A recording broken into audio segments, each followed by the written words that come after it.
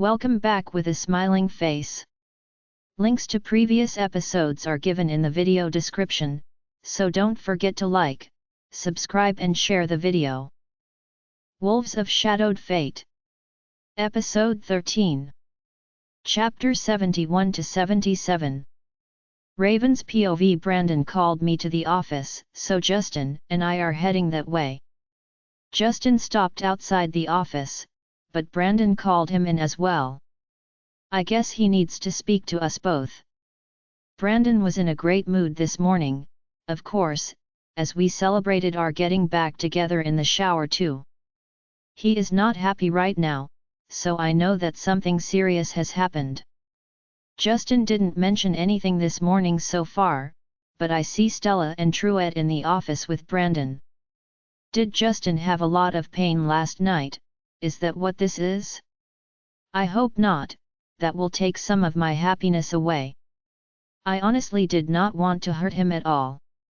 I sat down in one of the chairs in front of the desk, with Justin taking the other one. If Justin wasn't here, I would have just sat in Brandon's lap, but with them both here, I try not to show any favoritism. I am sure one day we will get there, but that day is not today. Not with me 100% back with Brandon, and Justin still waiting for our night alone together. He seemed fine this morning. I didn't ask if he was hurt, and maybe I should have. That seemed uncaring, but we had all talked about it, and he knew to say something if he had. We have had that discussion before. Justin, so I wanted to get your opinion on what happened last night in the dining room. I am deciding on what to do to them, but I would like to hear what your take is on it as well, Brandon said, and I looked over at Justin, as this is the first I am hearing of a problem. I didn't want to overstep as I am just the Delta, so I just had the warriors take the worst one down to the cells. Out of the 4 of them, 2 of them have been the most aggressive, as far as approaching me. They are also the most vocal too. I was going to leave it alone until she said what she said about Raven being a liar. She also implied that it wasn't just the 4 of them that thought that we were lying about the 3 of us all being mates. She said a few more things, but I am sure you are up to speed. They saw me getting my food last night, and started to approach me before they saw that I was heading back to Stella and Truett. They changed their minds about approaching. Stella wanted to remind them that I was as off-limits as you were, but it didn't go over well, Justin told Brandon. Yes, I heard it didn't go over well. I am sorry that you have been having issues with my pack, and we will clarify this in the next town hall, which will be at 4 p.m. this afternoon. I do not want to disrupt your time with Raven tonight, Brandon said and leaned back in his chair, clearly thinking about this situation. What did she say? I asked Justin.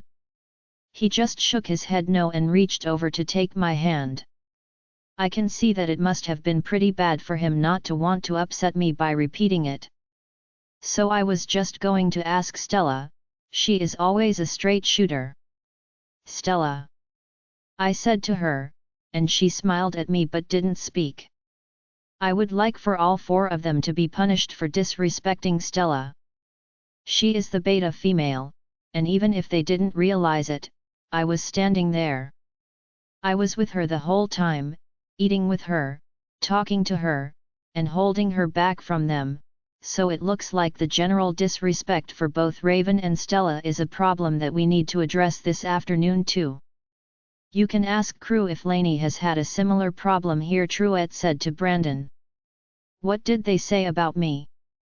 Is it that bad, or just disrespectful? I asked again, this time looking at Brandon.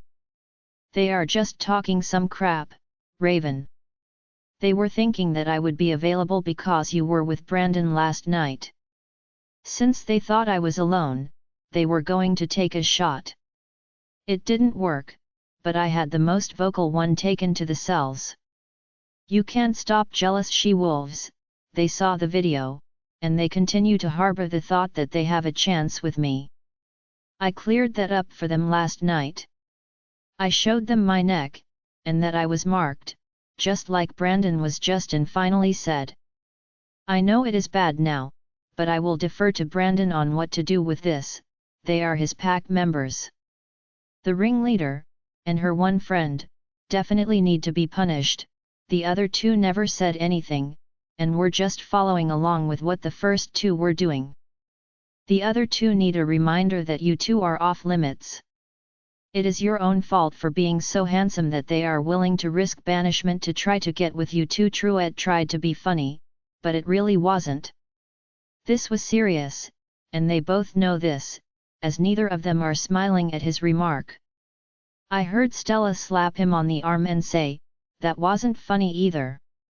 I think that at the town hall this afternoon, you both need to show your marks, to show that they are the same. The pack should have been able to take you at your word, but sometimes seeing is believing. We could have like a picture on the big screen with both of you and your marks, showing that the goddess indeed gave you both to Raven. That should shut everything down, and very quickly. It is just wishful thinking on their part, and they do not have a chance with either of you. I agree with Truett, about the punishment, not the lame joke. They do need to be punished, and a good one. They were both disrespectful last night, one more than the other, but both were unacceptable, Stella said to Brandon, and he nodded at her. Looks like that was what he had been thinking too. Which members? Brandon asked Truett. Stella didn't know, or she would have mentioned their names when she spoke. The worst one was Justine Hollis, who is in the cells still. The second one was Catherine Green. The other two girls who didn't say anything were Ng Miller and Tiffany Abrahams. They are followers, and usually never cause a problem. Justin here is just too popular after the video came out, Truett said, and he is right, that video will just not die. It has taken on a life of its own. I agree there needs to be a good punishment, and I also agree we need to show the whole pack that Raven does indeed have two mates. I had hoped that they would have just taken my word for it, but clearly, that is not the case. I think Stella's idea of showing them all that our marks are identical will help with that. They are as special as a fingerprint.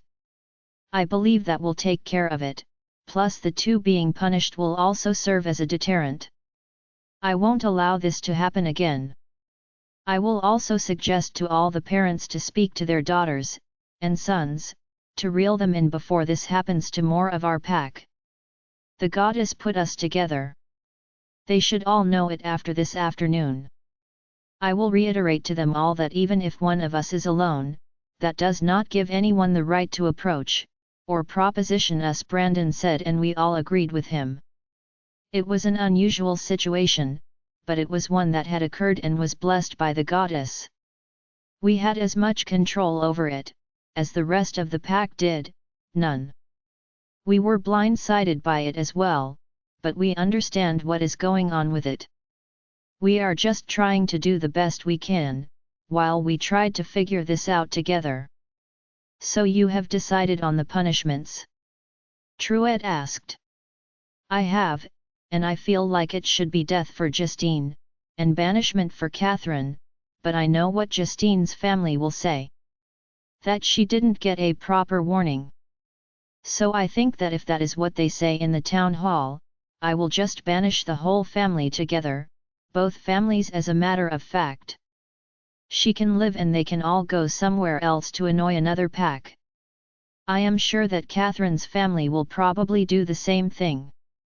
This will be a final warning for Ng and Tiffany.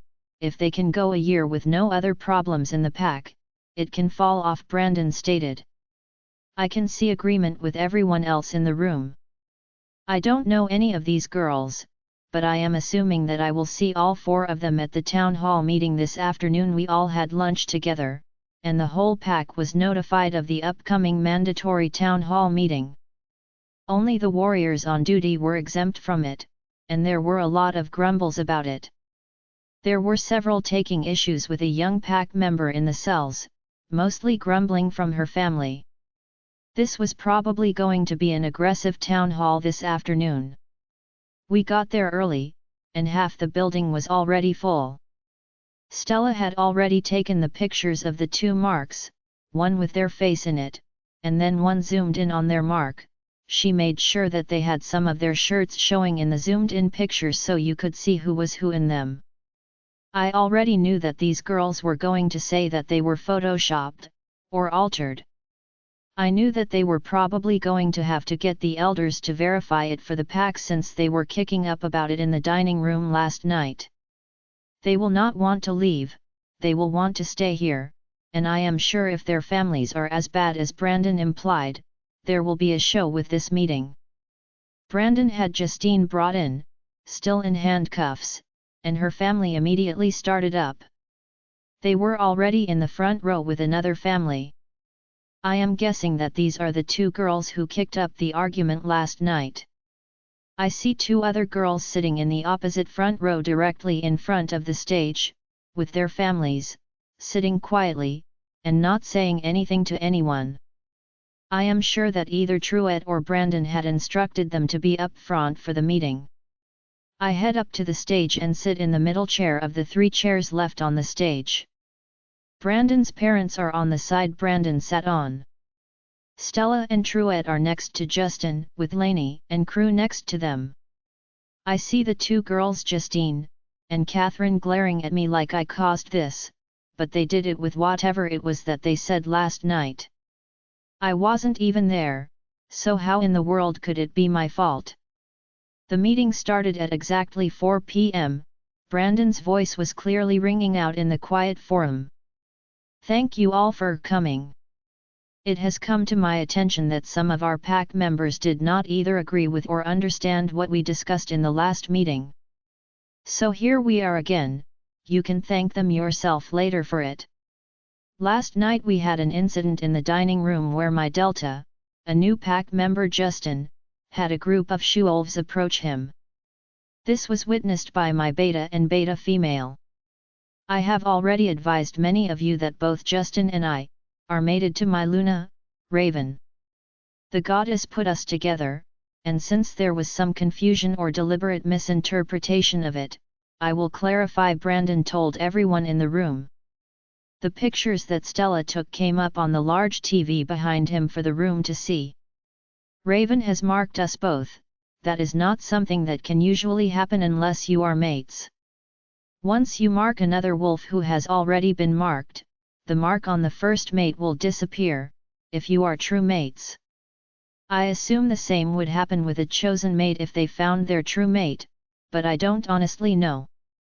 What I do know though is the fact that both Justin and I bear Raven's mark. They are identical, as you will see in the close-up photos. I had already announced that all 3 of us were off limits. We are taken, she bears our marks, one on each of her shoulders. I have one of the pack elders here to verify our marks. I will not allow this to become an issue again. I was originally going to put Justine to death for her comments about me, her Luna, and Delta Justin. Instead, I will just banish her, and Catherine from Blackadder. Brandon called out. That is not fair, she doesn't deserve to be banished. None of us have ever heard of having simultaneous mates before. It sounds made up, I am sorry Alpha Brandon, but I feel like this is all completely unbelievable. I am not trying to be disrespectful to you, but no one that I have spoken to has ever heard of 2 non-related men being mated to the same woman. I just don't believe it, and frankly, a lot of people don't. A man called out. He was sitting next to Justine, so I have to guess that it is her father. Just because you are not aware of it, doesn't make it untrue. I am quite sure that there are a lot of things that you are not aware of. Henry Brandon replied back to him, and I can see how angry her father is getting about it. There is no need to argue with that man, the elder is coming and he will take care of it. The elder takes the stage, and before coming over to us he steps up to the podium and uses the microphone to speak to the crowd. Before I verify this for you all, I wanted to take a minute and tell you that you all are, in fact, wrong. This has happened before, a few times. But it is not widely known, as it has happened so rarely in our history. As a matter of fact, this may be the 6th or 7th time in our total history that it is known of occurring. The goddess always has a reason for it, so just because you don't understand it, know that the goddess does.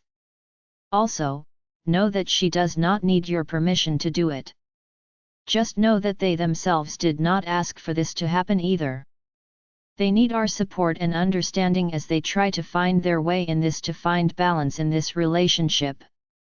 I will now go ahead and verify this for you all, and I will also ask the most vocal against them, Henry, to come up here with us now for him to verify it for himself as well. The elder spoke and motioned for Justine's father to come up. Both Brandon and Justin stood in front of me, while they unbuttoned their shirts halfway to pull the shirt open to expose their marks. I waited, as I know for a fact that they are the same mark. I made them myself, and I checked them myself. The goddess told me that they are exactly the same. It is 2 male wolves, sitting behind a female. One on either side of her, waiting to protect her. It was like the goddess herself was showing her support for us. 2 black wolves sat behind my own black wolf. One for Brandon's wolf Axe, and one for Justin's wolf, Lorne. My own black wolf, Emerald, was sitting front and center of it, with her green eyes so beautifully portrayed. It is a beautiful mark, but we have never shown the mark to the pack before. I honestly didn't think we had to. The guys had been staying more covered since I had told them how much it hurt to watch other she-wolves flirting with my mate. They had both been trying so hard to please me, and I was grateful for them doing that. I see Henry reach out to try to see if it was a tattoo of the original mark, like someone tried to duplicate it. But they were exactly identical to each other. If they were man-made there would be a flaw. Nothing is perfect, but as these were goddess-given, they were absolutely perfect. It did not make Henry happy. There in front of the whole pack, he could not do what he wanted to, and that was to disprove us, in front of everyone. I guess we all know where Justine got her opinion from too now. I have to wonder if maybe some of the members of the pack weren't trying to cause dissension in the pack because of this. The elder stepped back up to the podium to speak again, and the room got silent, waiting for him to give the verdict. The marks are exactly the same. The same width, height, and coloring. There is no difference between them. They both bear Raven's mark. This can only be done by the goddess herself. If anyone would like to relieve their doubts, I believe that they would be okay with standing in front of the stage for you to see with your own eyes that they are the very same mark. I do not want to hear of this coming back up again. I know for a fact that you were all told of this, and I have been hearing more and more murmurs against them. Just know that they are all 3 mated to each other. Also, and this is the most important, I know the cost of going against your Alpha, and Luna. Whether you are privy to what is going on, it is punishable by death. I heard what that young lady had said, and she should be glad that Brandon is so forgiving, because she did deserve to die for what she said against the Alpha couple and our Delta. I will also tell you that both the council is aware of them being mated, as well as the high elders. If you want to discuss this again, I wouldn't recommend it though. I would suggest going and doing it with them, with the council or high elders, but do not mention it in this pack again. You are all dismissed. You can either leave, or you can come forward if you want to see the marks for yourself now. I followed Brandon and Justin down the steps and unbuttoned some of my buttons too. I am glad I am in a regular bra today, so I can just pull the straps over for my marks to be fully seen. They both growled low in their throats, but I am not revealing anything but my marks. Everything else is covered. I have one on my left shoulder for Brandon, a black wolf for Axe sitting there, with a black adder snake in a circle around it. My right shoulder has a black wolf howling at the moon on it. It sometimes makes me sad to see it, as I know that the howl was him howling in pain. I could tell it, even with no explanation of it. It did not have a pack emblem on it. He was technically a member of my father's pack when he marked me, but it is just Lorne, mournfully baying at the moon and no emblem on it. I thought few would come up and take him up on the offer, but imagine my surprise at half the pack coming forward. They were respectful and quiet, they seemed happy to verify what the elder had said. I imagine some of them came to disprove us, and some came up to be able to argue with the ones who still wanted to argue the point. I looked each one of them in the eye, and Brandon and Justin each held one of my hands while the line moved along. I believe that they needed me to keep them calm because I could tell that anger was pouring off of each of them. I was angry too, but I understood. I had not heard about this myself, and I would have doubts too. Not enough to flirt with either one of their mates, but I could see where some of them were coming from. You have 1 hour to pack up, and leave Blackadder. Brandon spoke to Justine and Catherine's families, and there were several warriors standing there waiting to escort them. I could hear both girls starting to argue, but were quickly quieted by their fathers. I am sure that is who they heard the rumor of us not being mates from, and they knew what would happen if they refused to comply with Brandon's orders. Because if they didn't pack up and voluntarily leave now, they would never be leaving Blackadder ever again. Chapter 72 Justin's POV. What a bad start to the night. That town hall was a circus, that was just an excuse by so many. I don't know why they couldn't take Brandon at his word. He is the alpha, he has never lied to them. I think that they were just so disappointed and jealous of Raven, that they tried to start this whole mess. They didn't have any business talking about her at all. It was disgusting. They tried to flirt with Brandon, and me, but they couldn't with Raven, as either I or Brandon was always with her. We are behind on our time now, from all the people wanting to get a look at the three of us together like we were on display or something. Like we were some kind of old school circus act that they needed to inspect. It was just so frustrating and disappointing, but hopefully, it was taken care of now and is done with. I was trying to get us back on track now for our special night. I just hope that for my sake this hasn't absolutely ruined the night I had planned for us. We spent an hour and a half there for the meeting. I could tell that Raven was just as upset by the people who were saying she lied. She is not a liar, she never has been. Reagan got all of the liar genes for the two girls, along with her father, Graham. I was really hoping that since she had forgiven Brandon completely, it would be the same for us tonight. I know that he didn't plan to mess my night up. He became aware of a problem, and he wanted to nip it from becoming a bigger problem and spreading through the pack even worse than it already had been. But with it crossing 5 p.m., and onto my time, plus the stress of the meeting, I just don't like my odds tonight. I am still happy though. I know that she loves me, and I hope that our night together will be something that she loves. I talked with the lead Omega, Helen, first thing this morning.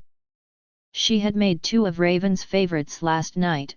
Of course, why just have one favorite meal? But she said that Raven had quite a few favorites, and would be glad to help me out too.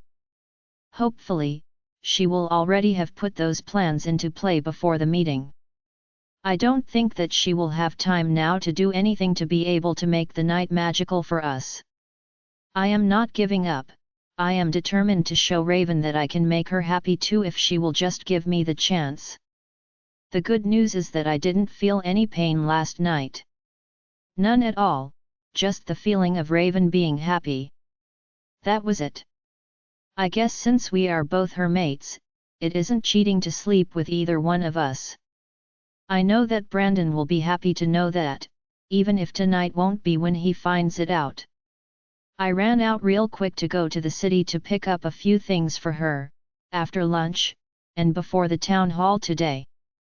I am grasping at straws here, but I am hoping that it will help her be able to relax and have a good time with me tonight too. Stella had been able to give me some great ideas for tonight.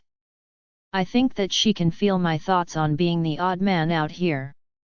Like I am extra, or tag along, the third wheel, and I didn't want that. I want Raven to love and care for me just as much as she cares for Brandon. I know she loves me, but I feel less than Brandon, in her eyes. I grabbed my shower and got dressed. I want this night to be nice for us. I then mind-linked Raven that I am ready. She was in the office with Brandon to talk for a little while to give me time to get ready. I wanted to get the room ready and get with Helen on a time to deliver our dinner. At 6:30 Helen would be here with our food. It was 10 minutes to 6 p.m. now, and that would give her time to relax before our dinner. I got her a dress for her to wear, as this is our first date. I am glad that she has items in both my room and his. So she has her own dresser in here, and clothes in my closet. I want her to know how seriously I am taking this. It will be our first date, and I am for one, so very excited about it. I also got her a new nightgown. It is black satin, and I know she will look beautiful in it as well. I wait anxiously sitting on the end of the bed waiting for her. When her light knock sounded on the door, I jumped up to get the door. I had a lot of nervous energy and I couldn't wait for my chance to get to spend our first real one-on-one time together. She gives me a smile as she comes into the room. I see her look of surprise as she enters the room. I bought some vases, and I got her favorite flowers. One had ranunculus in varying shades of pink and cream-colored blooms. The second vase had peonies that filled the room with their sweet scent. The ranunculus, also known as Persian buttercups, was similar to her favorite peonies, but the lady at the shop said that it symbolizes commitment and everlasting love. She also said that they are rumored to hold the power of escape, happiness, joy, and protection. The peonies were a darker pink, with some cream and blush colors mixed in. They are Raven's favorite and the lady at the shop told me good job on picking them as they symbolize good luck, love, and the rebirth of relationships. What a wonderful coincidence! I happen to need that in my life. Justin, the room looks beautiful, Raven breathed out, and she seemed happy to see that I had put fairy lights up around the vases, to bring even more attention to the romantic atmosphere I was going for. She went to both vases and looked at the flowers, lingering on the peonies the longest. She turned back to me with a huge smile on her face and asked, "How did you know? I saw you admiring peonies before, in one of the bouquets at Silver Blade about a year ago. I could tell you liked them, and I wanted to make our first date special. I knew I needed to get some of them for you," I told her, and seeing her smile again took the weight off of me. I was worried about tonight, and feeling a lot of pressure. It helped to know that she was glad to be here with me too. I see she noticed her dress on the bed, and she picked it up. I have never seen her in red, but as soon as I saw this dress on the mannequin, I knew it would look stunning on her. I cannot wait to see her in it. I ran you a bath. I bought a few things for you for tonight, check it before you get in. It needs to be warm, and not hot. I also made a milk and honey bath for you, I mixed it myself. I think it will help to relax you. The bath is supposed to do a lot of good for your skin, and it is supposed to be very soothing for you, I told her, and she seemed surprised that I would have run her a bath. Thank you, Justin, that is lovely. I would love to try that out, Raven told me and headed into the bathroom. I had run the tub hot because I knew that it would take her a couple of minutes to get here, and some time to check out her flowers too. So it should be perfect by now. Take your time, our food won't be here for 30 minutes, I told her. I will be out in 20, I don't want to be late for our date, Raven told me with a smile before heading into the bathroom to take her bath. I heard her gasp in surprise, and I know she saw the tub. I had lit scented candles around it and got her a new loofah and her favorite body wash. I also made a third purchase at the flower shop. The tub had red rose petals floating on it. I hope that she really loves it. With my enhanced hearing, I heard her sigh as she sank into the tub.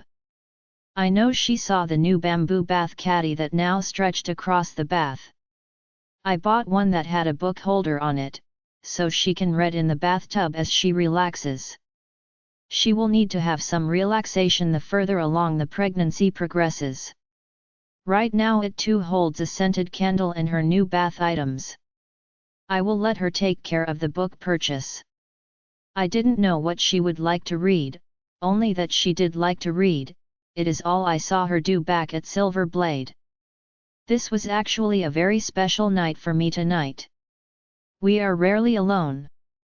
Yes, I escort her everywhere, but I am not always next to her. I give her space to visit with others or train.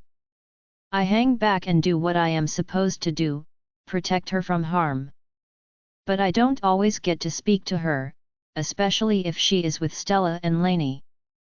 I am just her protection detail, there, but not there, until she needs me. I am fine with it. I still get to see her, to catch her scent, it relaxes me, and she makes me happy. I would do anything to make her smile, and I am happy that she has only been here for less than 10 minutes, and she has smiled twice in here, and I am sure she smiled again when she went into the bathroom, if that gasp of surprise has anything to do with it.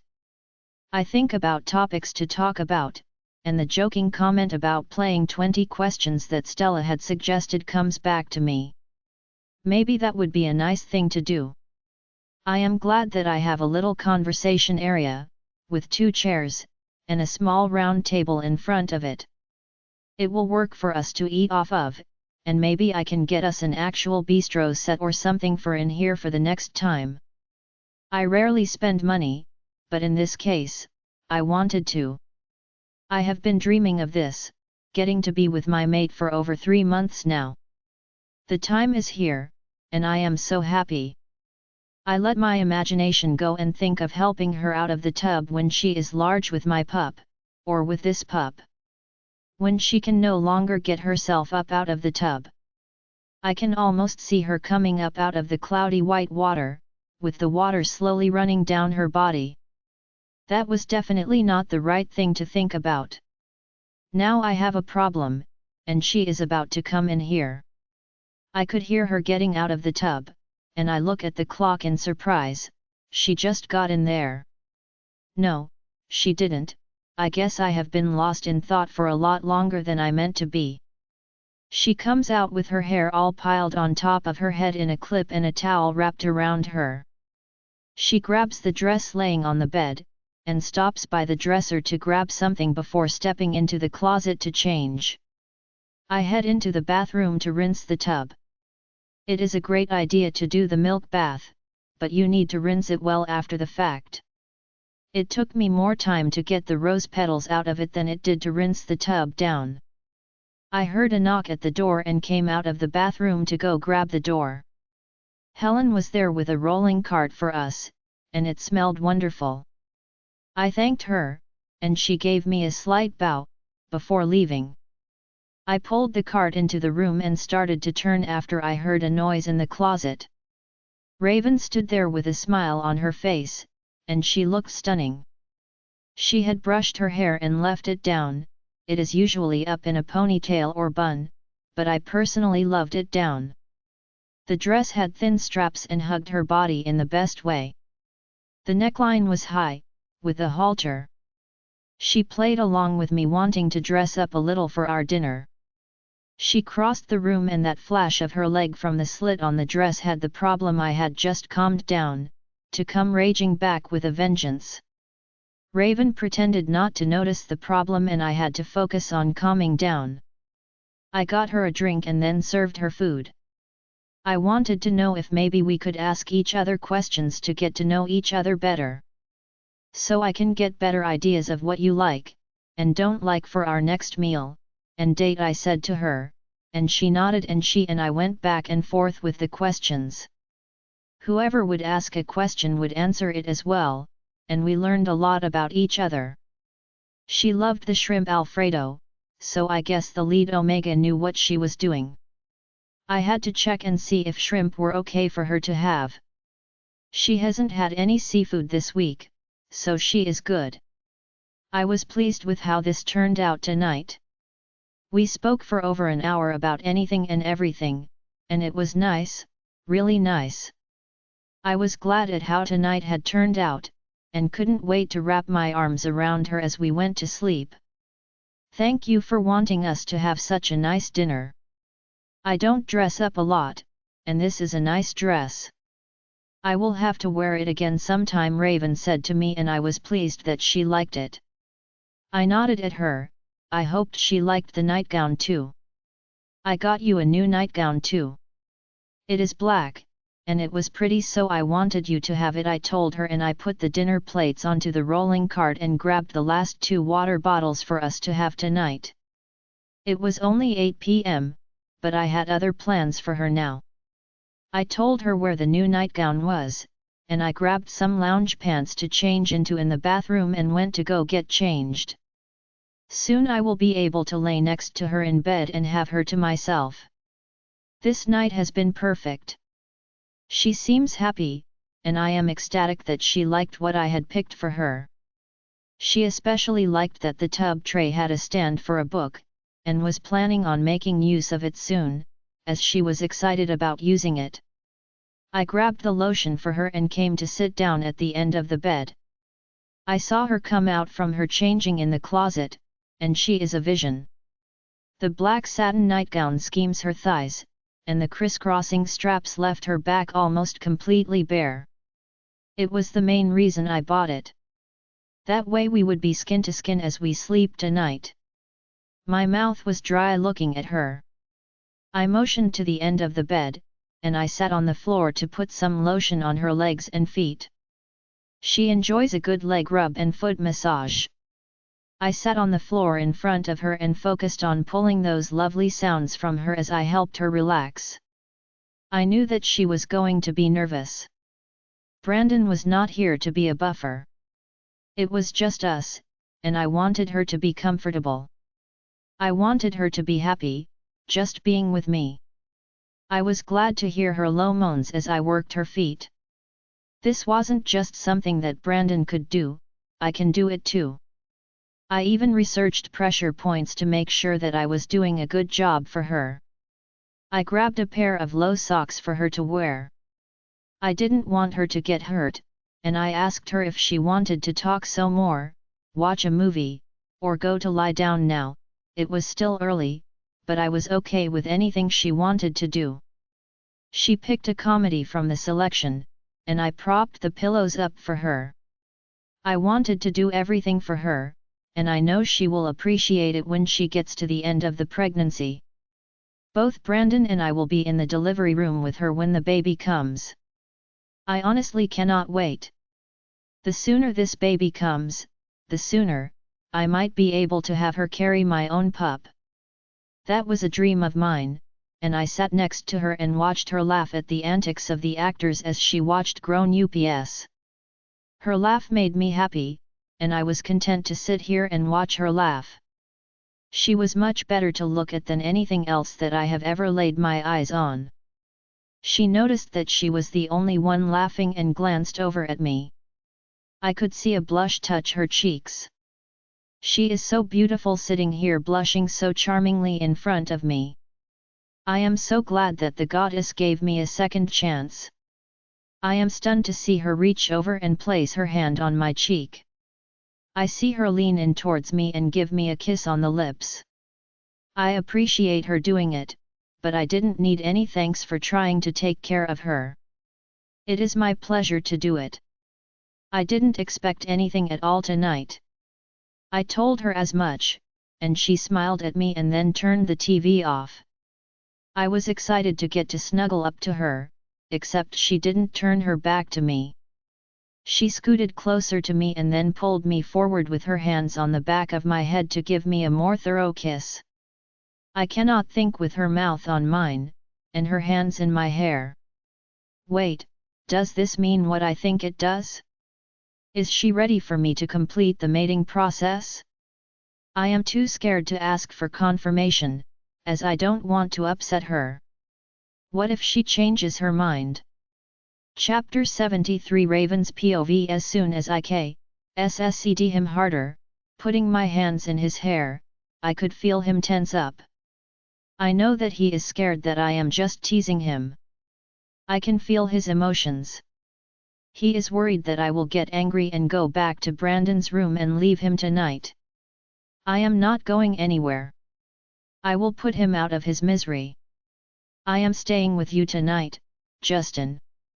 We can complete the mating bond. I love you and I want you to know that you are just as important to me as Brandon is. He told me what happened last night. You are my hero for defending me, I told him as I scooted even closer to him. I can see the surprise, and then the joy in his eyes as he realized that tonight we would be fully mated together. Justin reached out to cup my face and then leaned in for a kiss. The passion he has for me is clear in the kiss. He cupped my face with both hands with his fingers pulling my hair a little as he kisses me again. I am going to let him run this show now that he has started. I can tell that he wants to do it so badly. He works so hard to try to make my night perfect, and I knew he had been waiting on being with me for over 3 months now. He has built this up in his head, and I don't know if the real thing will live up to the fantasies that he has had for me over the last few months. Justin realized that I was just going to let him go, and he seemed to be pleased with that decision.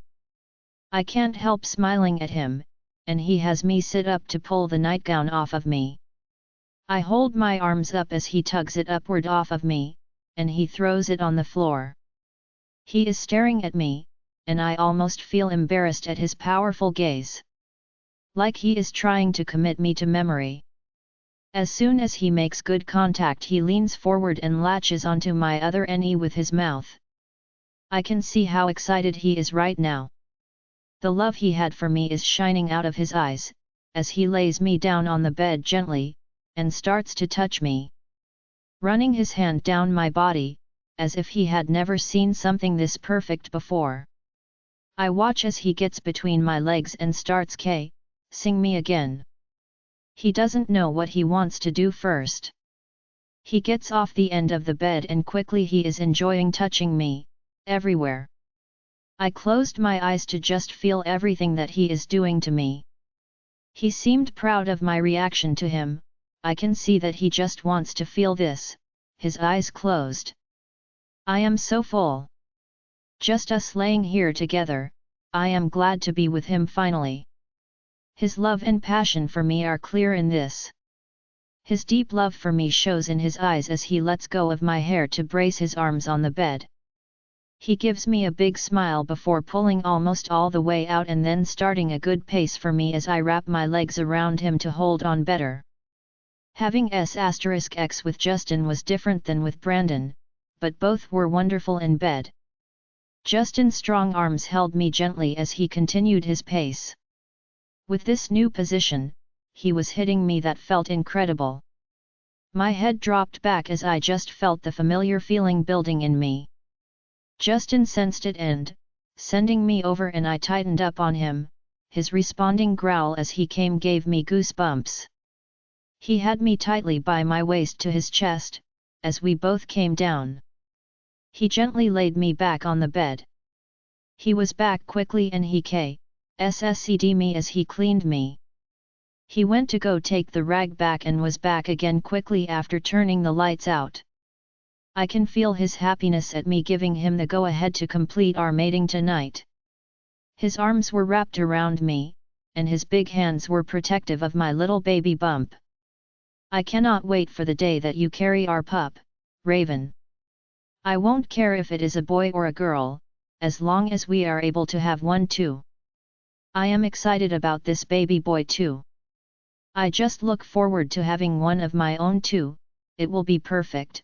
I cannot wait for that to happen, Justin said to me. Was the dream of it better than the real thing? I had to ask him. No, this was absolutely perfect. It was a dream come true, and I love you so much. Thank you for forgiving me, Angel, Justin said to me. He hugs me tightly to him, and I can already feel the proof of his passion pressing against me again. So soon? I had to ask him. Yes, I cannot help it. I need you again, Raven. I have dreamed of this for so long and now it is here, and I just can't help myself. I want you so bad, Justin said to me, and he dropped his head down to give me a heated kiss as his hand stroked the side of my body. I wrapped my arms around him as he kissed me over and over again before he spent the next 10 minutes just touching me. We got ready for bed, and I was exhausted, but in the very best way, as we lay together in the bed. I was glad that the goddess had repaired our bond. His every touch tonight showed how much he cared for me, and not just to sleep with me. Seeing how he looked at me when I was laughing at the comedy, he was content to just sit there and watch me enjoy the movie. Happy just to see that I was happy. He cared deeply, and I felt bad for the hurt that I had inflicted on him, but I had been hurt too. I was very glad that no bad memories popped up tonight. Justin had kept me focused on him, and he had been so thoughtful. I had not planned on sleeping with him tonight, not originally. I had first intended that we would actually sleep together, not have **x. I didn't think that I was ready. But I didn't know that he even knew I liked peonies. I did, they were my favorite flower. He got some beautiful flowers, and they smelled wonderful. Their scent filled the room, so I smelled them the moment I entered. He also had the other kind, that looked like peonies, but were beautiful too. He is truly so thoughtful about things that concerned me. He watches and notices things that a lot of people don't. His getting me that tub tray with a book holder that holds the pages open. That was absolutely thoughtful. He shows it to me in so many ways. I just couldn't help myself. He wanted our night to be perfect, including making me feel special with the dress and the bath that he had put together for me. I can hear his gentle breathing behind me as he holds me to him like I am going to disappear. His possessiveness shows as he keeps me pulled to him, our bodies fitting perfectly together. I smiled as I allowed myself to drift off too. It has been a long night, and I am tired too.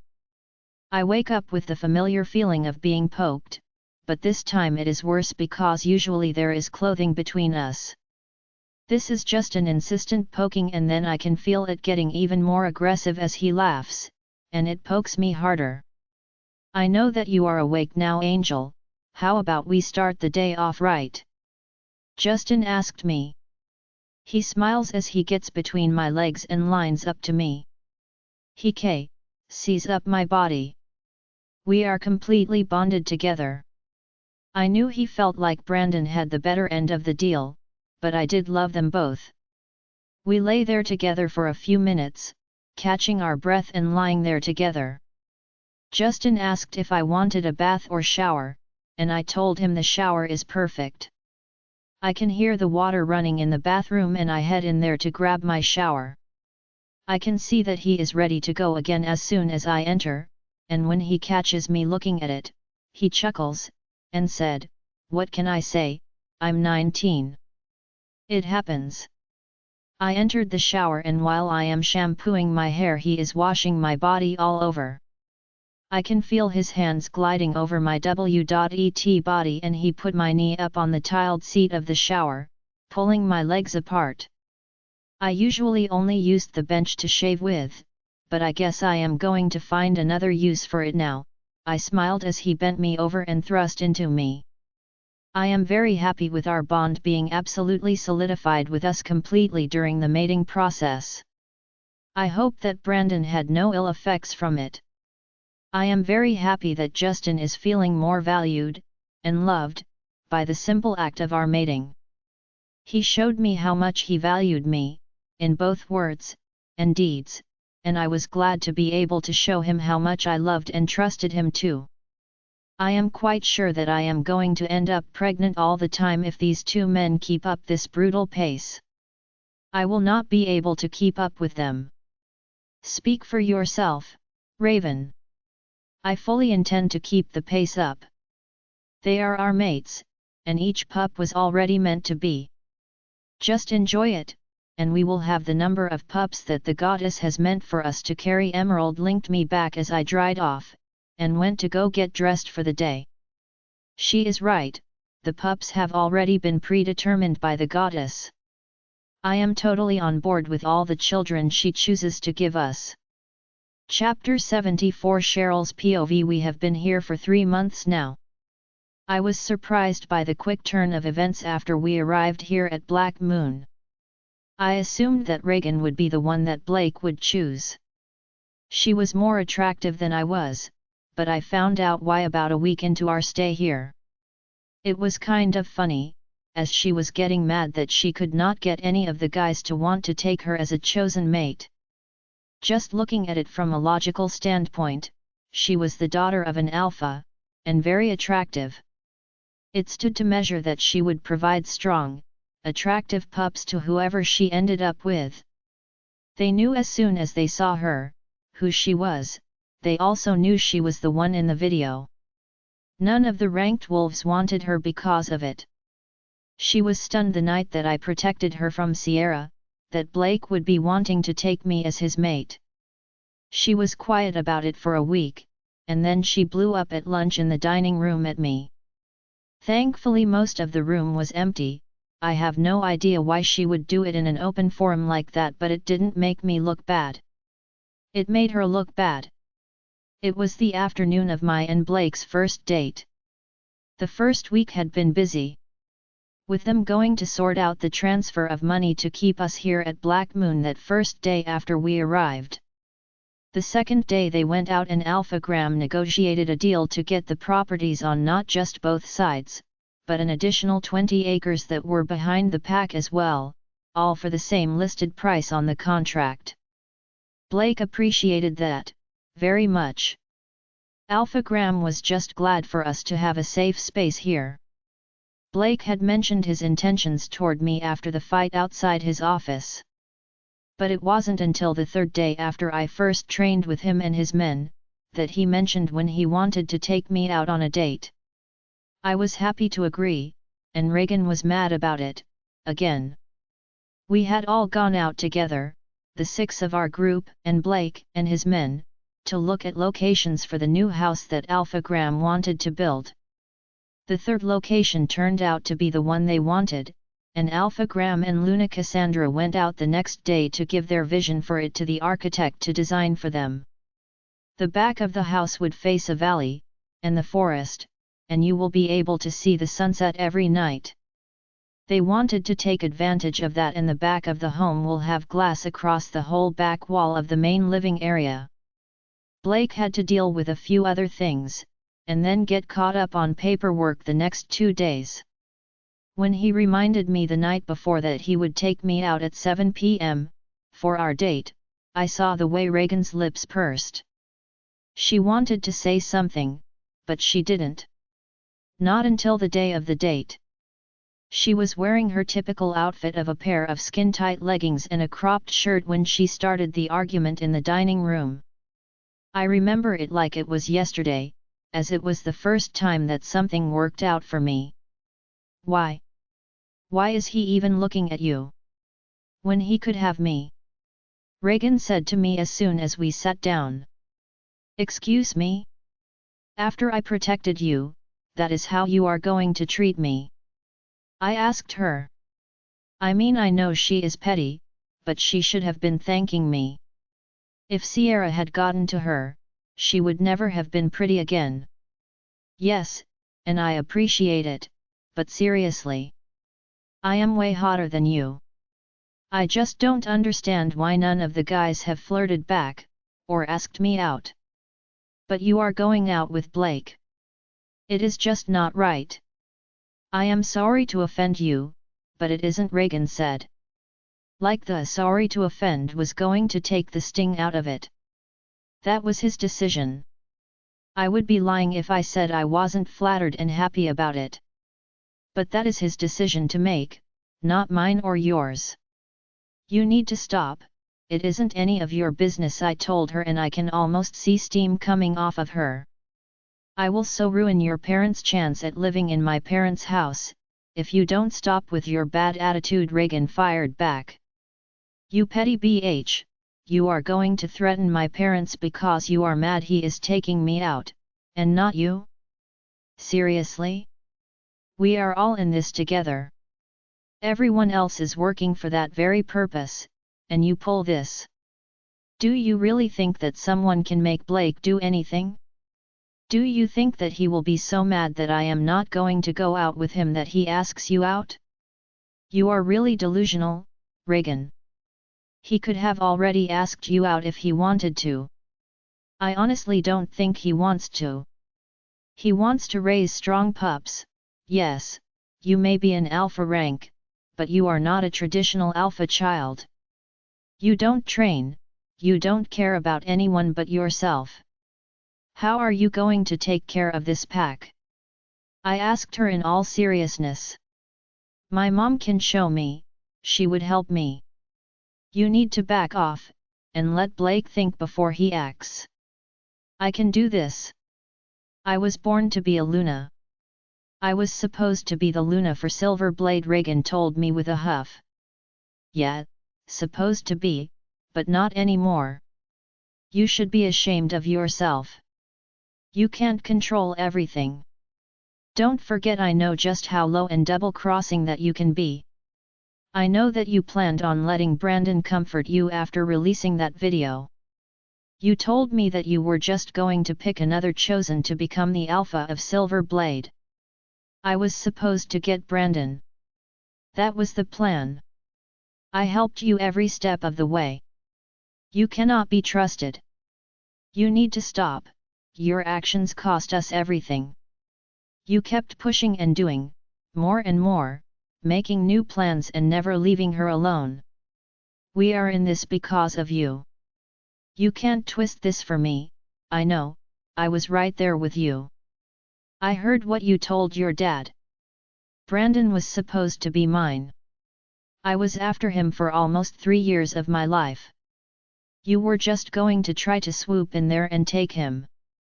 I swear, Reagan, you cannot be believed, what nerve you have. It is absolutely astounding, I told her. I see her mouth open to respond but heard Blake say, I agree. She really has been a busy girl. I have heard a lot about her and seen a lot of what she has done. Quite an impressive legacy she is leaving behind her. I know that we have seen her latest body of work, several times. We also saw the rebuttal video too, showing that it was you, and not your sister.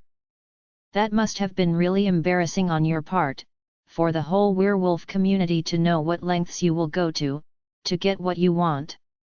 Stole your sister's mate, and then tried to get her second chance mate too. That is pretty high-level spite there. I wonder why you hate her so much? Why you are causing Cheryl grief when I asked her out?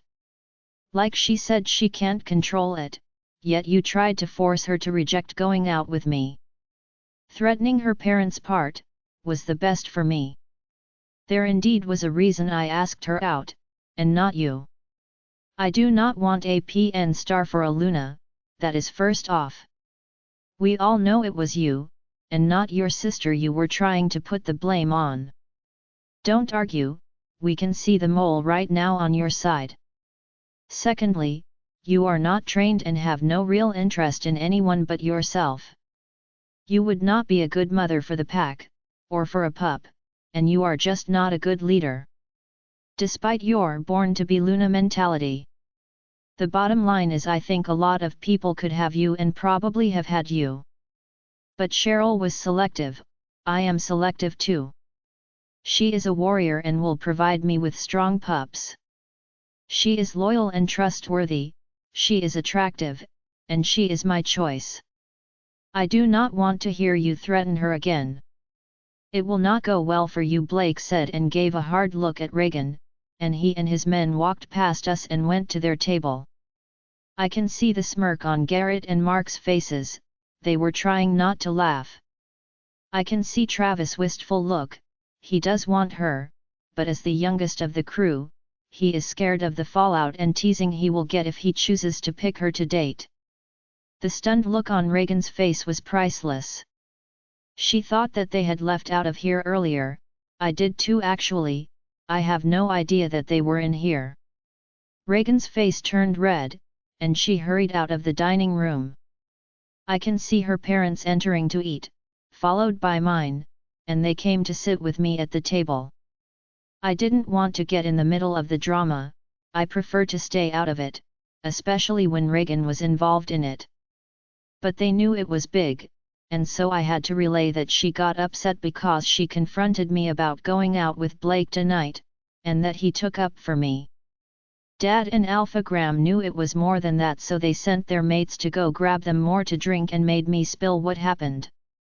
When I told them that they were all fully aware of the video, and it being Reagan in it, I could see Alpha Graham look shocked. I told them that they had seen the rebuttal video too, and all that had happened before we had even arrived.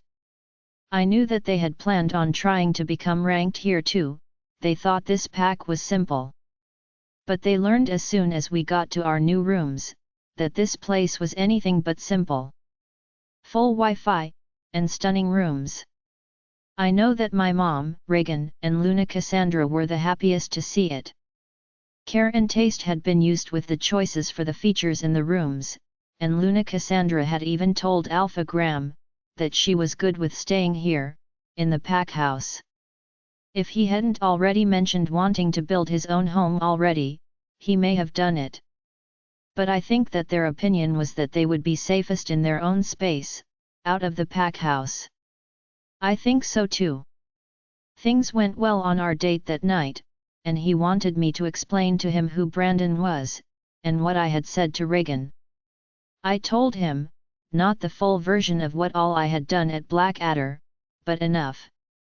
He seemed a little jealous of my chasing Brandon for so long.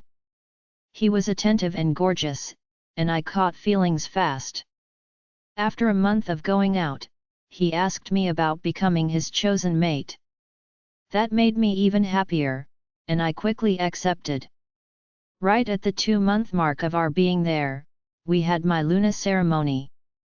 My mom and Luna Cassandra helped me plan it. My parents were proud, and so were Graham and Cassandra. Reagan wasn't, but there was nothing that she could do about it. Our first night together was perfect, and as I was waiting for Brandon to accept me as his, Blake was my first. He was very pleased about it, and even more jealous of Brandon at the time. Now, at the 3-month mark, I am almost a month pregnant with our first pup.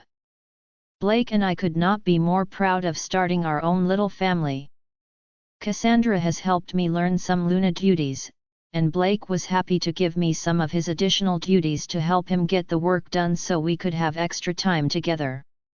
I noticed that Reagan has been spending less and less time with us, and is out a lot of the time. Secretive, so I am sure she is dating someone. I think it is Travis, but I don't honestly know. She is leaving Blake alone, but after he shot her down so hard, she really didn't have any other choice in the matter. She can stay away all the time for all I care. I was really concerned at first about the council knowing that I was here, as you had to note any changes to the alpha couple, and ranked wolves to the council. Blake sent them my middle name and his last name. He doesn't allow them to come here, and if they ever did, he would hide us, as they wouldn't be allowed in the pack land unless he authorized them to enter. They leave him and his pack alone. We are considered a lesser pack because we are so small. They have no idea that now our land has now tripled in size, and they won't have a clue about it. He will not be informing them of it, they can find out later. He does not care that they want to run things. He has not mentioned the reason he hates the council so much. I am sure that he has his own reasons. I could not be happier than I am right now. I love Blake, and he said he loves me, so we are taking this slow. We have all the time in the world. I appreciate him, and he is so happy about the baby. He touches my stomach all the time, and he is proud to tell anyone that will listen that I am carrying his baby. It is funny because as soon as the doctor confirmed our being pregnant, he held a meeting that night. He announced it to our whole pack, so they all know, which makes it all the cuter to me. He is very proud of our pup. I hope our baby goes on to do great things. I know that for the first pup, Blake wanted a boy, but right now we do not know what we are having. I told him that we can try again, and again, for a son if he wants. I hope we do have a son, and that he looks just like Blake. I had just got to bed and was wondering where Blake was. He is usually here by now. I pulled the covers back and tried to sleep without him, but I felt a pain in my abdomen. It was pretty sharp, and I was worried about miscarrying the baby. I managed to make it down to the elevator, to go down to his office, but when I got there, I figured out what the problem was. I could slightly hear sounds that I hope were not from him, but I know they were. I stepped back out of camera coverage so he wouldn't know I was here outside his door. He marked me, I marked him. He should know that with being marked you can feel it. I can feel what he is doing. My heart is breaking, and this is the first time that I have felt this type of pain. I cannot stand anymore and I slide down the wall, to the floor. I can only hope that this pain can pass quickly, as I do not know if it will cause the baby problems. I am sickened by this. We have been together for 2 months, and he made me his chosen. Why would he do this to me? He was so happy and proud to call me his mate. I am angry and hurt.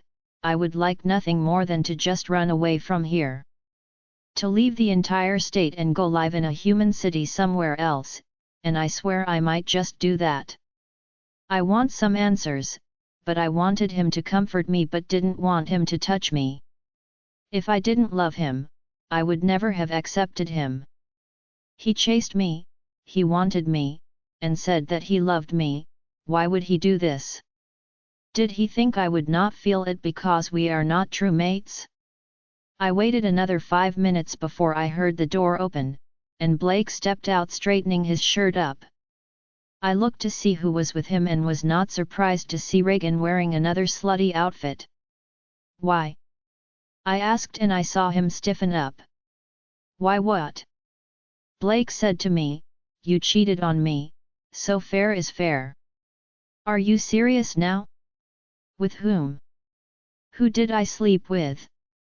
Did you feel the horrible pain of your mate cheating on you? Because I just did. And I couldn't even stand here at the end of it, Blake. What if something happens to our pup? Why her? You couldn't stand her, why in the goddess's name would you sleep with her of all people? I asked him. She had pictures of you doing it, Cheryl. I saw them. She showed me tonight, you sleeping with a warrior. Is that even my pup you are carrying? Blake roared at me. He is furious, and I slowly stood and said, show me the photos. Blake motioned to Reagan to show me, and I could see she didn't want to. She opened her phone and I could see right off the bat, that it was her, and not me. Our haircut and color are different. Her is lighter than mine, but mine is longer. Blake, look at the picture again, I said. I don't want to. I gave you everything to make you mine, and you betrayed me, Blake said, and thankfully Garrett and Mark showed up. Please show Garrett and Mark, if you won't listen to me, but that is not me, it is Reagan. She lied to you, and you just cheated on me, to sleep with this slut. What if I miscarry our baby from this? Did you even think of that?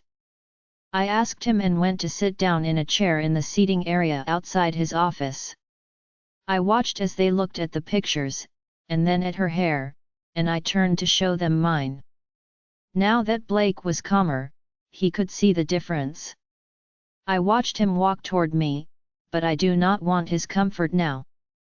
He did this because he was mad. He let her trick him, and now what if she is pregnant with his baby too from it? She would do that, she could be pregnant from the warrior right now, and try to trick Blake. He reached out to stop me by holding my arm. Wait, Cheryl, I am sorry. I thought it was you in the picture. She said it was you, Blake said, and I shook his hand off and said, she lies, Blake, she cannot be trusted. Why would you believe anything she said? You know about her, you picked me because you could trust me. But I cannot trust you anymore. I am disgusted to know that you would do that to me. I cannot hold the tears in and started crying, with large tears running down my face. I see her smirk at me, and before I could stop myself I punched her in the face, hard. I know I broke her nose. I walked away and stopped the first Omega I saw and asked about a free room. I cannot sleep next to him tonight. I refuse to do it. No, you will come with me, Cheryl. We need to talk, Blake said, grabbing my upper arm and walking me to the elevator.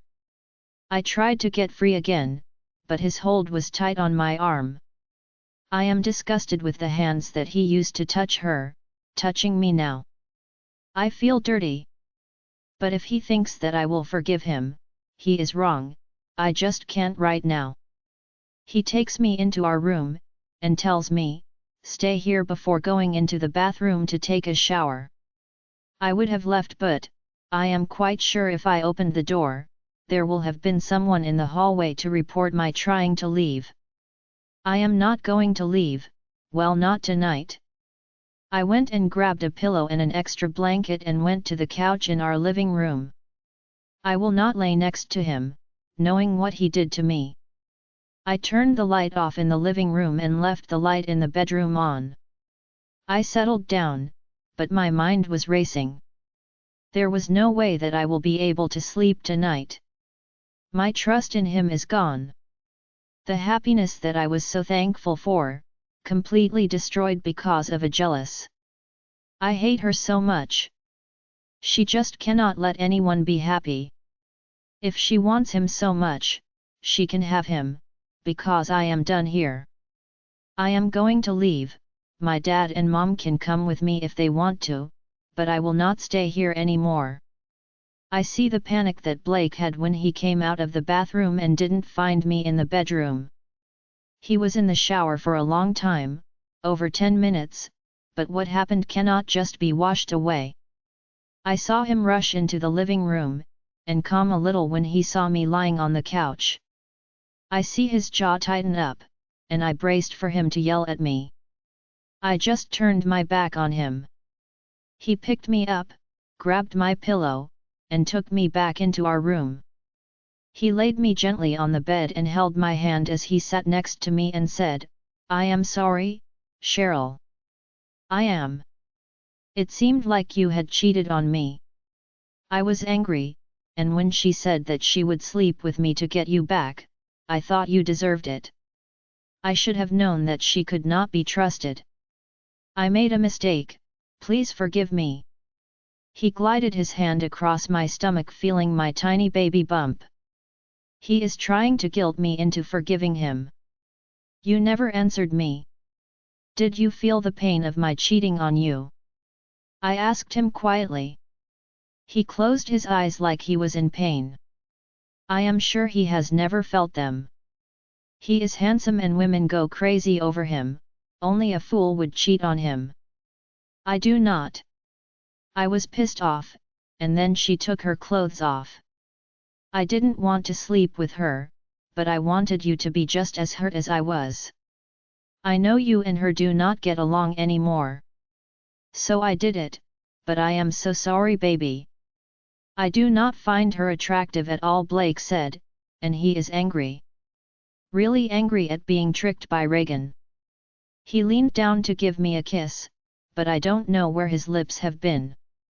I do not want to kiss him and turned my head away, so he kissed my cheek. He growls lowly at me for the disrespect. I did not kiss her, he told me angrily. Did your lips touch any part of her? If they did, I don't want them on me, I told him. No, I didn't have my lips on her and then I finished on her, I pulled out before I came. I didn't want her to have my pup. Only you are qualified to carry my pup, Blake said, and he seems angry at my attitude. She can get pregnant even if you didn't finish inside her, Blake. I got pregnant quickly, you are an alpha. Reagan was super pissed at not being your chosen. I know you got yourself tricked, but goddess, Blake. Can you not see my side of this? You should be able to, you slept with her, at just the thought of me cheating on you. We are marked, I felt it. I was scared and thought that I was miscarrying our baby. I go to find you, when you should have been with me, only to find that you are in your office having S***X. You have hurt me, very badly. I just want to go to sleep, please, I said to him. I am hurt and frustrated. I have to make plans because I no longer want to be here with him.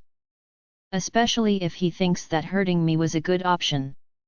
It shouldn't have been, that is petty and childish behavior. I turned my back to him when he got in bed, but I didn't fight him when he pulled me back into him. I didn't want him to touch me. I am hurt, and I wish I could say that I didn't cry, but I did.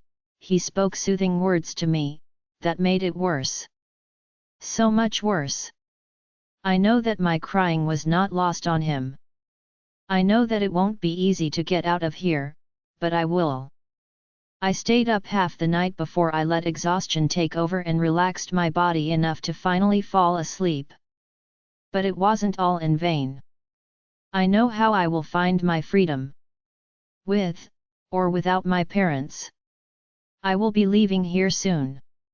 Chapter 75 Reagan's POV. It took a while to get it done, but I managed to do it. Seeing how hurt Cheryl was made it all worthwhile.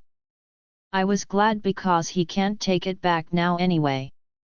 I managed to slide in there into the office with him. Now that his foot slipped, and it is out in the open, it should be easier the next time. She is not better than me in any way, and this should prove it to her. I got her made to sleep with me, and God is willing, if I didn't get pregnant this time, I will the next time. I will keep after him until I have his child too. I will not allow myself to become a second-class citizen here, all because of that stupid video. I mean, the whole reason I changed my look was to put the blame at Raven's feet, not mine. I saw Blake was mad when he realized that I was not telling him the truth. I sent up a prayer that he would just have me taken to the cells until he was able to calm down. I know Dad would get me out of it, but Blake could be pretty scary. I am quite sure that I am going to be punished, but hopefully, I can talk my way out of it. I mean, if he fell for that picture as proof, then he wasn't as smart as he thought he was he? My hair and Cheryl's hair looked nothing alike. I have been trying and trying to lure him, and it has not worked for me this whole time. I needed to take matters into my own hands, and he ignored everything that I had said to him until I mentioned that Cheryl had cheated on him. That had stopped him cold and gave me the time I needed when I told him that I even had proof. He was crushed and angry, and I was glad that I was there to lead him where I wanted him to go. The only part that I didn't, or couldn't, control, was her being outside the office when we came out. I was hoping that I could have Blake a couple more times to get a baby from him. That way I will still have some clout in the pack, even if Cheryl is the Luna. But no, she was there, to confront me, and ruin everything. My only hope is that he got me pregnant.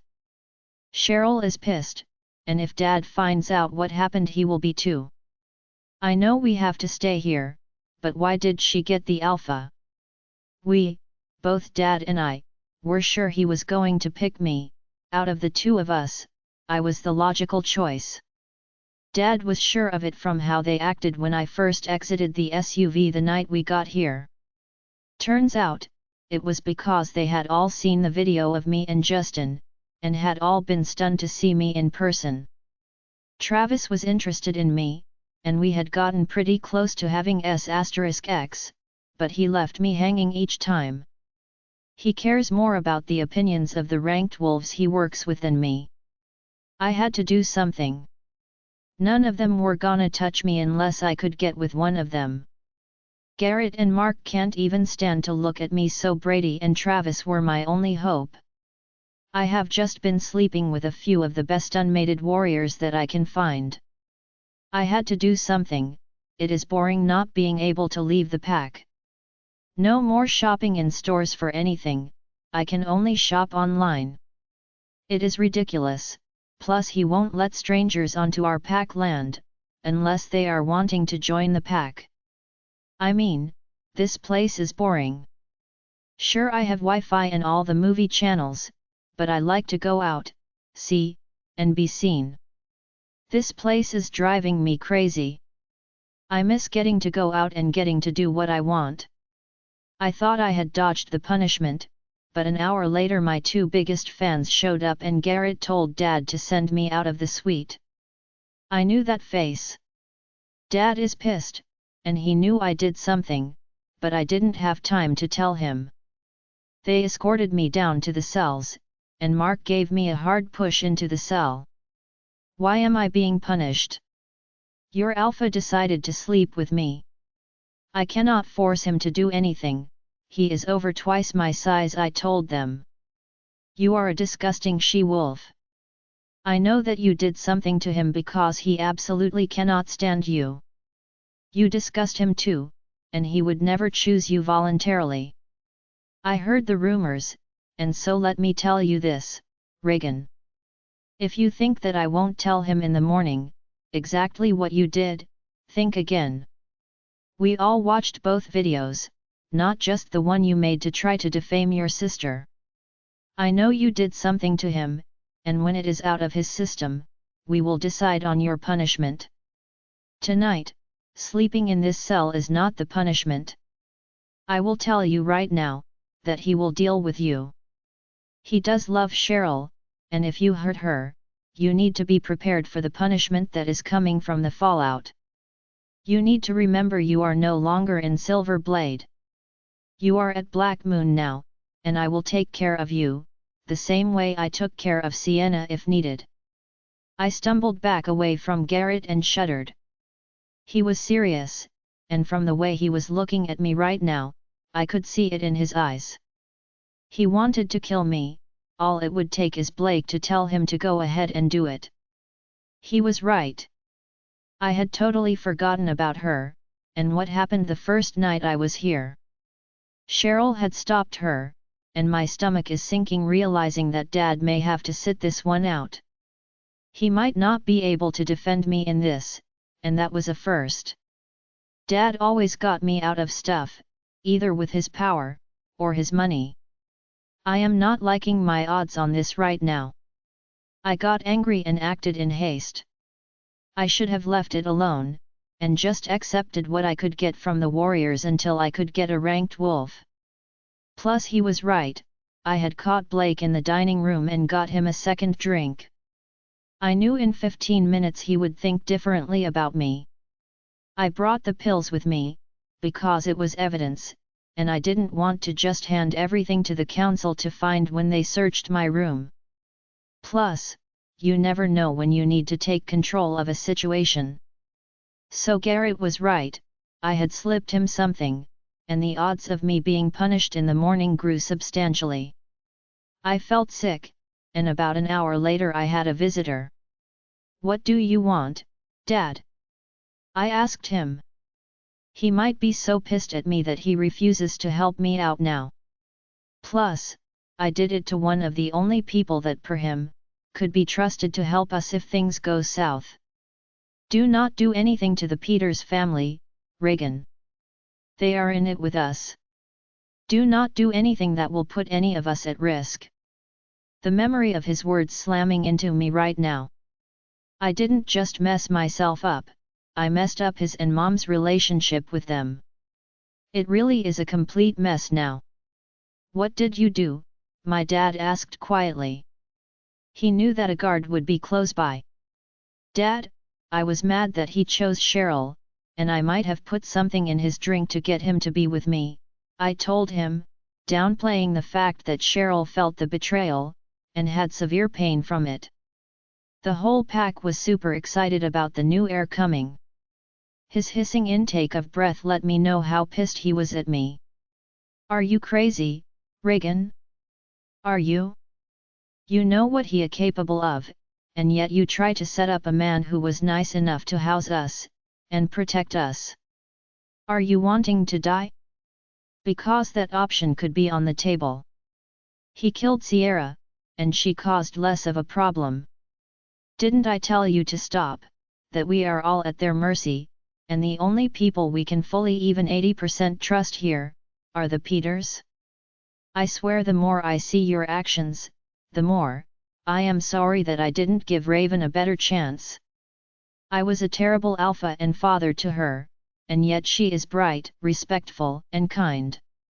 The complete opposite of you. I don't know if I can get you out of this, Reagan, and really I don't even want to this time.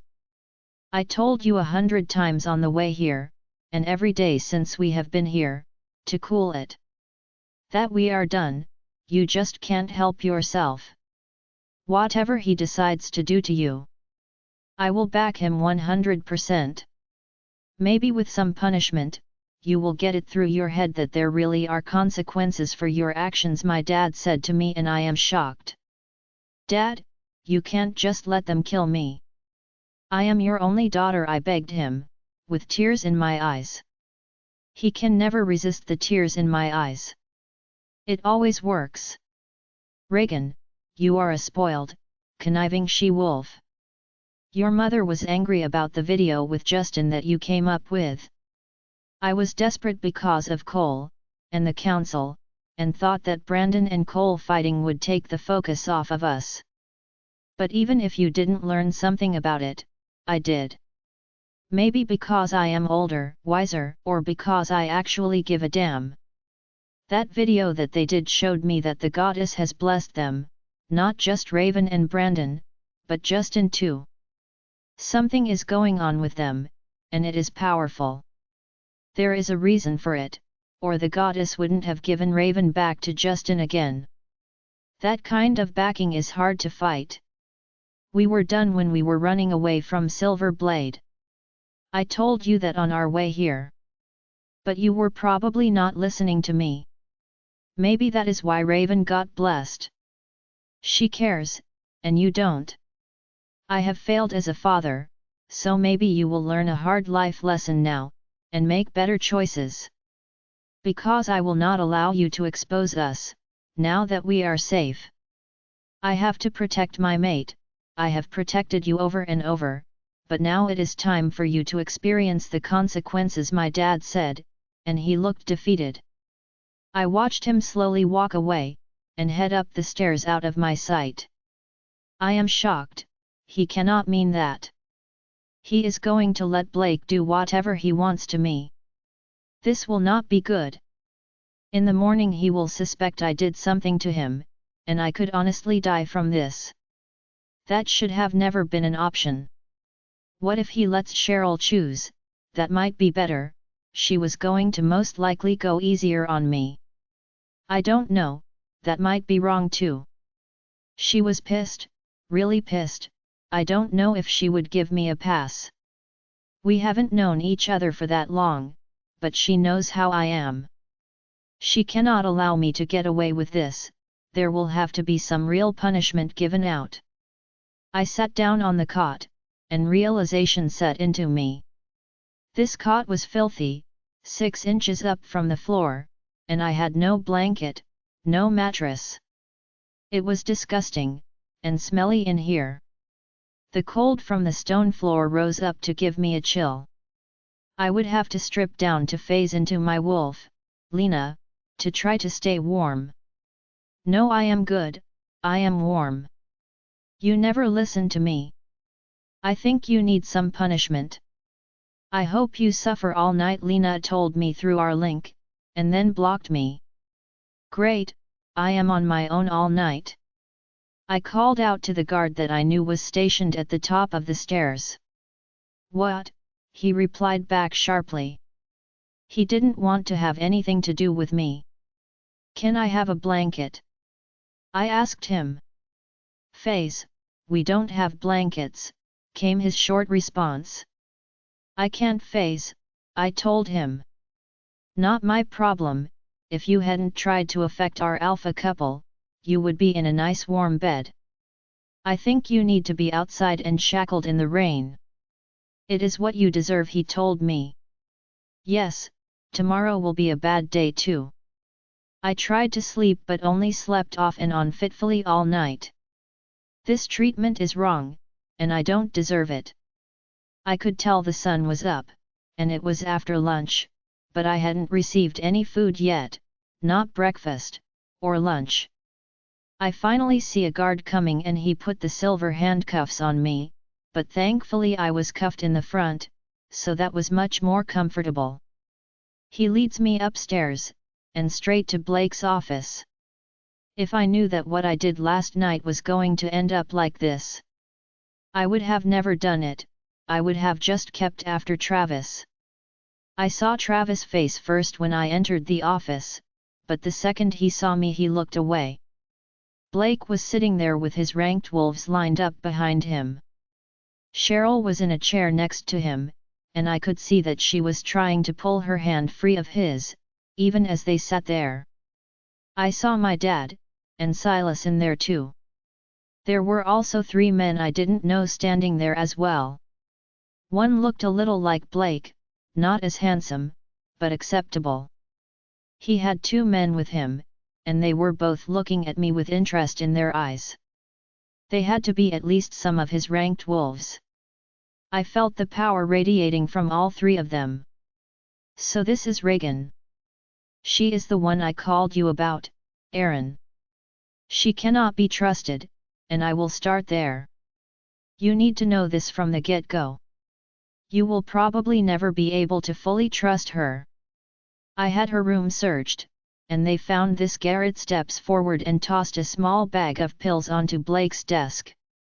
She put something in my drink last night and convinced me that I needed to get back at my beautiful pregnant mate, by sleeping with her, to hurt my mate.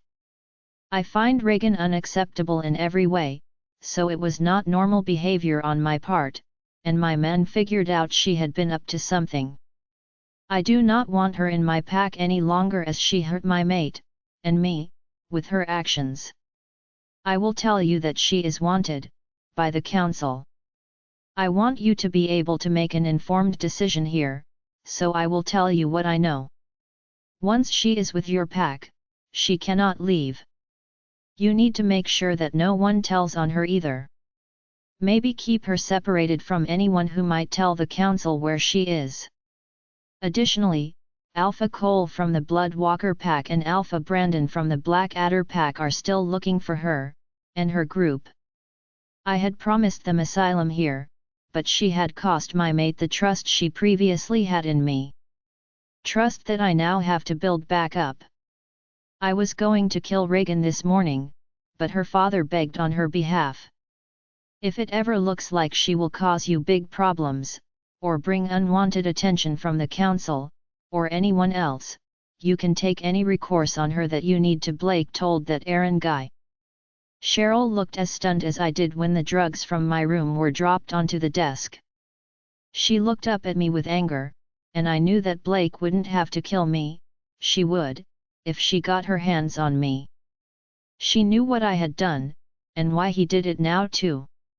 She is furious, and after he announced what she had done, and Garrett dropped the baggie on the table, she edged closer to Blake. She started holding his arm, instead of him holding her hand to keep her here against her will like he was at the start. She got a faint smile on her face when he announced that he was going to have me killed for what I had done. She stood up and moved to his lap by the time he had finished speaking. I can see her starting to forgive him already, and his large hand immediately going right to her still flat stomach, to give it a comforting rub. He was much angrier than I anticipated. I have never been able to not talk my way out of anything before. Even if I couldn't, Dad always did. I see the guy who looks a little like Blake looking at me again, this time with more focus and suspicion in his eyes. I don't know what this deal between them is, but surely it can't be that bad. I mean, that all look like good guys, but you really can't know people, not how they really are, just by looking at them. Blake's voice rings out again in the room. I know she is attractive, and I assure you that you have seen her before if she looks familiar to you. In that hotel room video. She was the star of it, and I know that you have seen it. She is an alpha, so she can provide you with the strong pups that you were wanting if you do actually want her. You can always have her checked out by your pack doctor. But I know that you wanted to start building your pack up with strong pups. This is your opportunity to do so. She can bear yours, and if your rank don't find their mates soon, she can bear some for them too, if you want her. After all, she seems to really enjoy hooking up with people she is not mated to. Her parents will have to go to your pack to visit her, as she will not be allowed to come back to Black Moon ever again. But she will have to stay there, at Blood Tracker Pack, for the rest of her life. No, that is a fate worse than death. I will be like a slave, or a birthing unit, to them, bearing pup after pup, until they find someone else they want, or they find their own mates. I won't do it, they can just kill me now. I know that my dad won't allow them to do this to me. This is disgusting and barbaric. I saw the interest flare up in all three of their eyes when he mentioned the video, and I know that any of these men would take me now in this room if it was acceptable. I really hate having made that video now. I hope my father stops this ridiculous charade, right now. I refuse to comply with this. I will not do this. I choose who I sleep with, no one else does. My dad is saying nothing, so I will beg for forgiveness myself. Cheryl, I am so sorry for what I did, and the problems that I caused you. Blake, I am sorry that I drugged you. I just wanted to sleep with you, and I know you wanted to build the pack up. I felt like as a true alpha, from two alpha parents, I would provide you with a strong pup. I will never do anything else like this here. I will stay at the house when Mom and Dad get it built, and not come out unless you tell me I can. But I want to stay here with my parents. I made friends here, and I don't want to leave. I begged them both. You have to be a friend, to have a friend. I was your only friend, up until last night. You were told to stop, and you just can't do it. I agree with Blake. If they don't want to take you, the only way that I can start building the trust back is for you to not exist. I am sorry, but you have shown time and again, that you cannot be trusted. I cannot allow you to stay here, waiting to see what you will do next. You could hurt our pup, and I just cannot take that chance, Cheryl said to me. I see Blake's eyes fly up to look at me at what she said, and I know that I am getting really close to being put to death right now. He loves that pup, and he would kill me right then if he had even thought of me hurting the pup. I looked back over at the three men. They were all fairly attractive.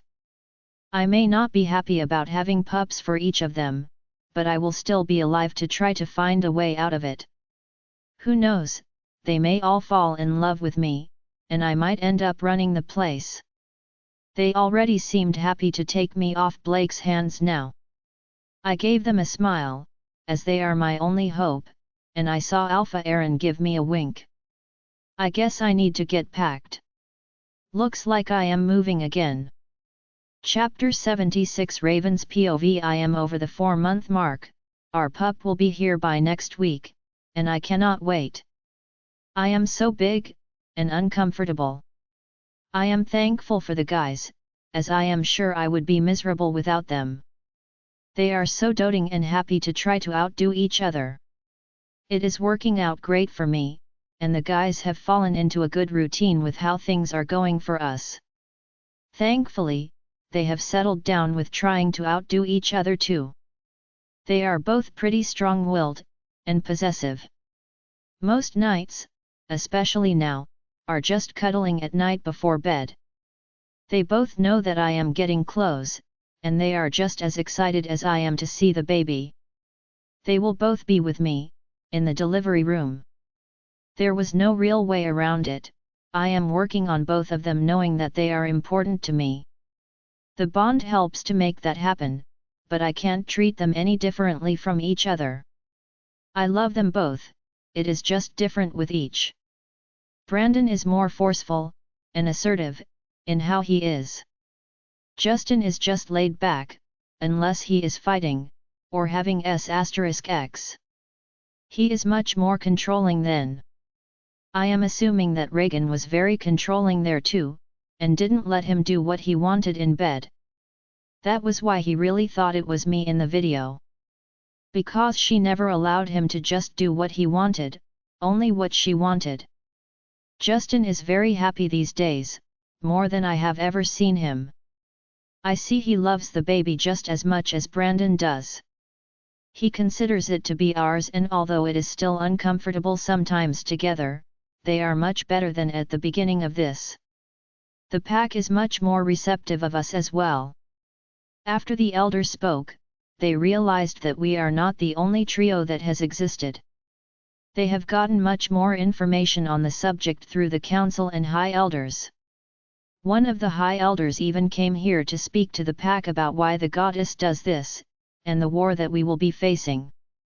The gossip about us has thankfully stopped. None of us knew that it was even happening in the pack, they were respectful to all of us when we were together. It was poor Justin who was the one who was getting hit on when he was alone. Since he escorted me with my duties, any guy who even gave me a second look, shut them down and was quick to do it. They figured it out very quickly, that I was never alone, and after that second town hall, that was it. They knew if they approached, it wouldn't be just Justin that they dealt with. Brandon shut down the flirting of his fan club, and he no longer assisted with helping anyone with their form, only mated wolves got his assistance. He verbally assisted anyone else, even the ones who intentionally were confused as to how their stance should be. He could see it through my eyes now. If he didn't want to see me in the same position of someone putting their hands on me to help me out, then he didn't do it with the unmated she-wolves just looking to get him to help them. I started having pains last night, I was still able to sleep, but they were annoying. Brandon had done as much paperwork, and food deliveries as he could, to try to get ahead because we knew the baby was coming. He was the most jealous of Justin right now, as he has ever been. Justin's job is to train with Brandon and the ranked wolves. He also helps train 2 classes a day, and stays with me, as an escort for my safety. I had been in one of the 2 classes, but now that we are so close to delivering, we can't do it. Stella and I stayed on the sidelines with Lainey, who was a month behind us. We are all excited that our children will be close as siblings at almost the same age. My baby and Lainey's baby will be cousins, and Jackson and Angie were so happy for the grand pups arriving soon. My brother Carter, and his mate Simone, are expecting as well. She got pregnant in her second heat too, and is about a month behind me. I have really been enjoying being at training lately. The guys try their best to get along, and not cause me stress. The only time that they are allowed to be free with their discord is in training. Truett is strong but was surprised to see that his ranking as second in the pack was lost to Justin. He forgot that Justin was a beta blood too, and was truly surprised to see Justin beat him in sparring, and not break a sweat to do it. Justin has been going to the same human training place that Stella and I went to train. He has been really helping the pack become stronger as he teaches them more hand-to-hand combat. He masters the training and then helps the pack with it. He teaches the ranked wolves first, and once they have it down it gets included in the training. Today the ranked wolves, all 4 of them, are sparring, and as usual, a number of the warriors and pack members have shown up. It helps everyone wanting to excel in the new way to fight to see the ranked members put on a good show. So far it is back and forth on who is the most successful at it. Brandon, or Justin, are always the ones on top. It just depends on the actual form to know who is the best at it. Brandon is best at Krav Maga, Karate, and MMA styles. Justin excels at Taekwondo, Jiu-Jitsu, and Brazilian Jiu-Jitsu. Justin will be going to learn Judo, Muay Thai, and Aikido as well to bring into the pack training. They have not perfected all the moves yet in the training. It will take more than 2 months to become a master, but we have plenty of time to train. That is what they are learning to do, and Brandon has gone to several of the training sessions as well in the city to learn the forms that he is better at than Justin. They fight one pair at a time, to give the other team time to rest. To make it fair, all 4 of their names are written on a piece of paper, and they randomly pull a name to fight. Brandon, Truett, Leander, and Justin will all take turns pulling first, but it never fails that either Brandon or Justin will end up winning. That is not to say that Truett and Leander are not excellent fighters, they are, and they can beat anyone else in the pack. I see Leander picking first this time, and he motioned at Justin and grimaced. I can see that he doesn't want to fight him, and it is easier when they include Jackson, Crew, and Edward, Truett's dad in the group. Crew has gotten to where he enjoys going to train in the city too, as he and Lainey go and she watches so she can train in it after she delivers. Lainey is a great fighter, and I am excited about when we get to learn too after the babies get here. Stella is ready to get to it as well, as she listens to the instruction as they teach it. With us so close to delivering now, we had to stop our training a month ago. We were originally doing it in a modified way, as we can't go full force anymore. Stella got to go 2 weeks past me, as she is a beta, and she will go to the whole 5-month mark with her baby. I will probably deliver in the next week or so. The baby looks perfect and is already ready to go and head down now. I cannot wait to meet him. Since I will be nursing, the baby's bed will be in the same room as mine after delivery. But for the last week, we have all been sharing the same bed. They are overly protective of me since it is almost time. I have to admit that it makes me feel so safe to be laying between them at night. Their scents help to calm me and make me feel secure. So I really enjoy this time together. I know that they are just as excited as I am about this. Leander and Justin take their spots and Crew calls the start of the fight. Leander is just trying to keep the fight going for at least the first 5 minutes and is careful in his line of attack. He knows that Justin's strength is explosive and he will take you down quickly given any opportunity.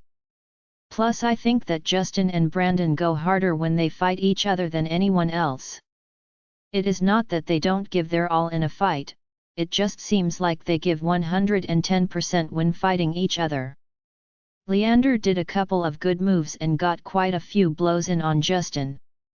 Leander is the youngest of the group, as he is still 18, and Justin is about to be 20 here soon. I have to admit I was leery of Leander at first, as it was Cheryl's brother, and I had heard about Silas too. But Leander is a good guy, and he has given none of us a moment's doubt about his loyalty. He cares for Blackadder and his fellow pack members. He also wants to correct the family name for the pack as it got tarnished before. He feels shame for not knowing what they were doing, but all he was focused on at the time was training, to be able to take over the Gamma title from his father. Justin is focused on Leander, and takes each fight seriously, even though they are pretty good friends. I can see when Justin sees his opening, as I like to watch, and think about what I would do in the same position. I watch as he moves forward and takes Leander down, putting him into an armbar to make him submit. Justin immediately lets go when Leander submits, and they both get up with a grin and shake hands. I can see how proud he is of Leander as he does better each and every month. It took Justin about 8 minutes to get Leander to tap out, and that is 3 minutes longer than last month. I see Truett hop up, stretching a little before he goes to head to the circle to fight Brandon. He gave Stella a kiss before he walked off, and she told him good luck. She is proud of him, and I love how she adores him so. He is a good mate to my best friend, so that makes me love him too. Brandon didn't stretch, but he had already stretched when he got here. He didn't sit down, he stood next to me to watch the fight between Leander and Justin. I know he was watching Justin more than Leander because Justin will be his true competition.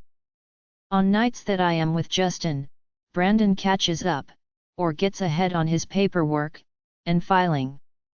On Brandon's night, Justin either goes to train or helps to train Truett and Leander, on what he learned. They both do what they can to make the pack stronger. Brandon watches Truett carefully, and Truett can't help but be sarcastic and say, "I'll go easy on you, Brandon," before laughing. We all know that Brandon will probably will, but he never speaks back to Truett and didn't see a grin that Truett felt he deserved for his funny comment. They both take their time watching the other and making defensive moves. Truett is trying to learn more about Krav Maga's moves, as he knows that it is what Brandon favors. It is one of the most effective fighting styles, and he knows that is usually what Brandon will use to take others down. He always uses it on Justin, and it is hit or miss for him.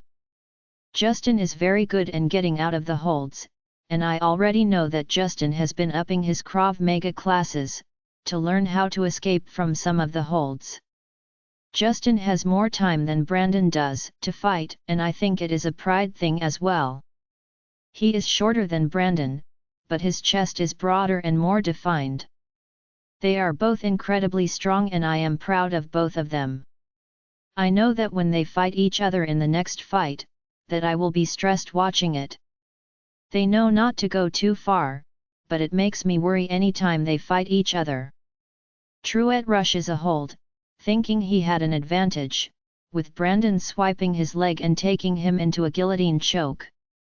Truett taps immediately and Brandon lets him go. Truett starts his good-natured, "I went easy on you, and let you win," which did CK Brandon up. Now he and Justin will have to fight, and I am worried. They have not announced the war coming, as they are scared that there will be a mass exodus from the pack at hearing that. My father had increased the training at their pack as well, but no one other than ranked members know what exactly is coming. They just wanted all of our members to be prepared. Brandon has also been trying to see about getting someone in here, a weapons specialist to help train whoever wants to learn either how to shoot a gun, bow and arrow, or both. Brandon will get 10 minutes to recover from the fight and I am already worried about it, as they are both out to impress today, and the crowd has gotten large. There are about 100 people out here to see their fight now. I just hope that no one will get seriously hurt. Or if you want to pay for more such audiobooks, you can send us a request in a private Facebook group, or join us on WhatsApp, a link is given in the video description. The rest of the audiobooks will be uploaded in the next episode. Join us on Patreon to listen to more unlimited audiobooks.